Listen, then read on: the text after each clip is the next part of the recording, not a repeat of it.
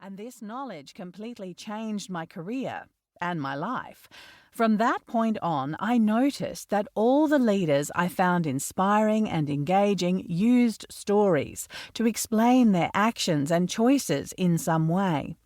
I left my corporate career on a mission to change the boring and bland way we communicated in the business world with inspiring and engaging stories that hit the hearts and minds of leaders and their teams.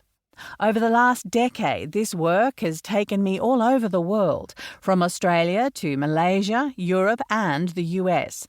But no matter where I am, I'm always faced with questions and comments like the following. Does storytelling really work in business? I mean, really?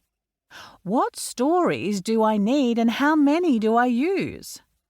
How do you find stories? I don't have any stories.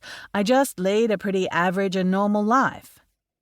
Where and when do you share stories in business? I'd never thought of using a personal story to communicate a business message. Are we allowed to do that? Hearing these kinds of questions and remarks from so many different leaders, managers, and executives at all levels in all industries and corporations all over the world was the catalyst behind this book. My aim is to show you the science behind why storytelling really works, because it does work, as the many examples in this book will show. This book also clarifies what types of stories are appropriate to use, how to find them, and how to share them. What I love most about this book is that it gives you a collection of tried and tested stories from people who have successfully used them in their business lives. I know from my own experience that hearing other people's stories helps to ignite story ideas of your own. My intention is to help you generate your own stories, show you where and when to use them, and most importantly, give you the courage to share your own stories and get great results. So, put down your paper and pay close attention. You're about to fly into the wonderful world of storytelling. Part 1.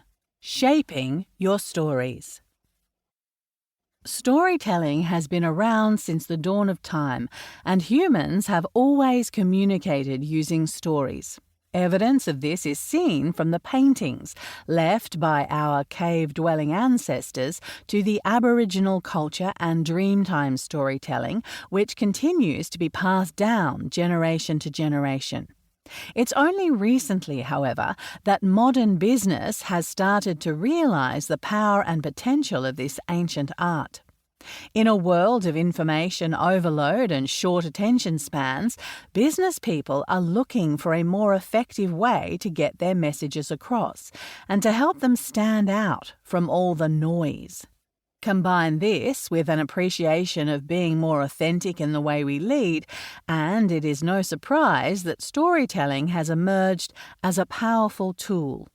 In this part, I take you through exactly why storytelling is so powerful in business, drilling down into the science behind it. I also cover the 4 main types of stories you will need, and how to find, construct, and share your stories. While the art of storytelling is an ancient form, the applications of storytelling in business are just being discovered. Chapter 1. The Science of Storytelling. Sure, you might already be aware that telling a story makes good sense, but it is more than that. It is actually based on good science. In this chapter, I take you through this science, explaining how stories build trust and heighten emotions. The brain behind the story. Our brain has different parts, and each part has a different job. The left side of our brain, for example, helps us think logically and organize our thoughts, while the right side helps us experience emotions and recall personal memories. We also have a reptile brain that makes us act instinctively and a mammal brain that helps us connect in relationships. And our brains have a neocortex, which is